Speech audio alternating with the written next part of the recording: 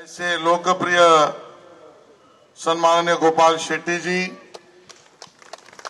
दहिसर विधानसभा क्षेत्र की विधायिका मनीषा दहित चौधरी, बोरवली से ऊर्जावान नवयुवक विधायक संजय उपाध्याय जी, मंच पर उपस्थित भगवत गीता शिक्षा अभियान समिति के डॉक्टर योगेश दुबे जी, पोईसर जिमखाना के अध्यक्ष Mukesh Bhandari ji, mister Ken Paxton attorney general of Texas और सामने उपस्थित बंधु और बहनों, सबसे पहले तो मैं गीता जयंती के इस पावन पर्व पर आप सबको बहुत सारी शुभकामना गीता जयंती के निमित्त से दे रहा हूं। वैसे तो पूरे मुंबई में गोपाल भाई कोई ना कोई कार्यक्रम के लिए मैं पूरे मुंबई में घूमता रहता हूं। अगर जाने का मौका पूरे मुंबई के किसी कार्यक्रम में नहीं मिला तो सुबह के सभी वर्तमान पत्रों को पूरी शुरुआत से लेकर अंत तक पढ़ने के लिए 2 घंटा मैं उसमें इन्वेस्ट भी करता हूं। उसके बाद आधा 1 घंटा अलग अलग संस्थाओं से मुंबई में बातचीत भी करते रहता हूं और ये मेरे रोज के दिनचर्या का कार्यक्रम है। लेकिन मैं ये इसके लिए कह रहा हूं कि मैं क्या करता हूं ये बताने के लिए नहीं, इतनी सब मशक्कत करने के बाद भी आज पूरे मुंबई में गीता जयंती महोत्सव का इतना बड़ा कार्यक्रम अगर किसी ने आयोजित किया तो पोईसर जिमखाना और इस्कॉन ने किया और गोपाल भाई इसका श्रेय मैं आपको दे रहा हूं। और ये एक शुरुआत आपने पहल पार्लियामेंट में की। गीता, भगवत गीता, इसको पढ़ाना, उसको समझना, उसको समझाना, ये अगर इस प्रकार की हमारी संस्थाएं सामने नहीं आएगी तो वही याद रहेगा जो टीवी पर थोड़ा बहुत देखा है। अब उसके ऊपर मैं आलोचना नहीं करना चाहता, लेकिन भगवत गीता का सार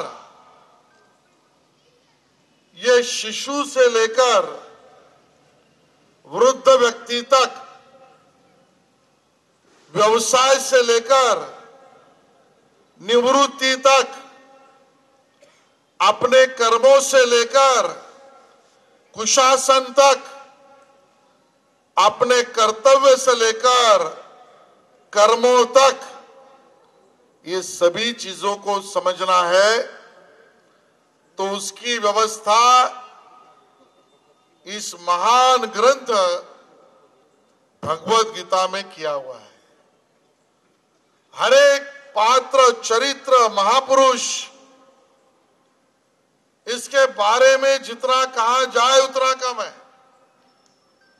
मैं हाल ही में गोपाल भाई में सुन रहा था, यूट्यूब पर आजकल बहुत सारी चीजें आती भी है और पंडित राम शिवाड़कर जी, इन्होंने कर्ण के ऊपर जो व्याख्यान किया है वो आप जरूर सुनिए।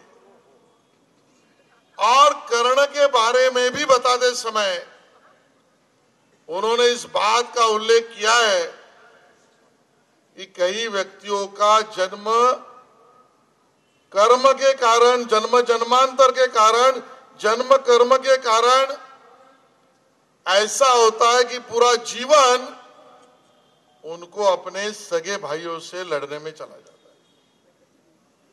उससे भी निकलना है तो क्या है, वो भगवान श्री कृष्ण की बात, ये गीता रहस्य और गीता का ज्ञान है। और सही उम्र में इसका बीज हमारे आने वाले पीढ़ी में अगर हम नहीं कर पाए तो जीवन में जैसे जैसे आगे चलते जाएंगे शायद हम सब उस व्यवस्था को संघर्ष करते समय, योगेश दुबे जी ने सही कहा, संघर्ष की गाथा है।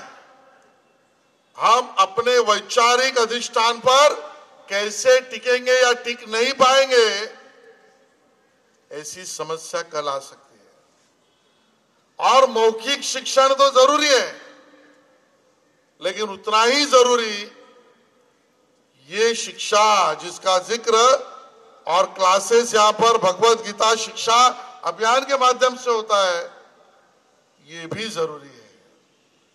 गोपाल भाई एक ऐसे नेता है जो मुंबई में बहुत कम नेताओं को मैं व्यक्तिगत रूप में भी प्रेम करता हूं और उनके आदर्शों को भी मानता हूं। ऐसे में से गोपाल भाई है कि जिन्होंने इस बात को समझा भी और मुंबई के सामने उसका आदर्श रखा।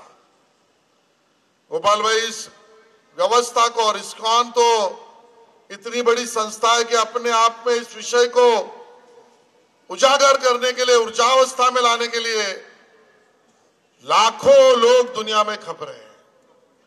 आज ये बहुत अच्छी बात रही कि हमारे महामहिम राज्यपाल महोदय सम्माननीय सीपी राधाकृष्णन जी स्वयं आए। अब वो राज्यपाल महोदय जैसे है वैसे अपने शिक्षा व्यवस्था के विद्यापीठों के, यूनिवर्सिटी के कुलपति भी है।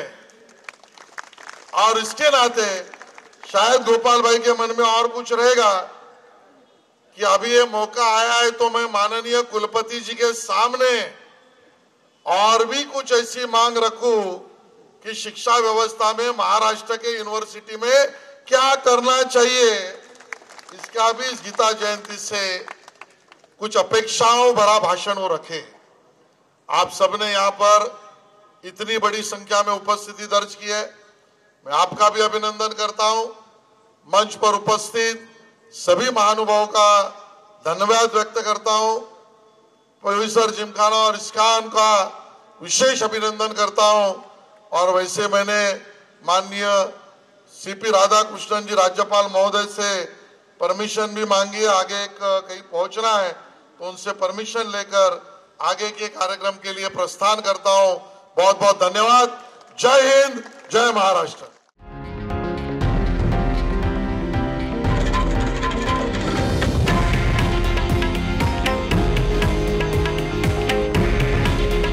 हे आहे देशातील नंबर 1 न्यूज नेटवर्क आणि आपण पाहत आहात TV9 मराठी।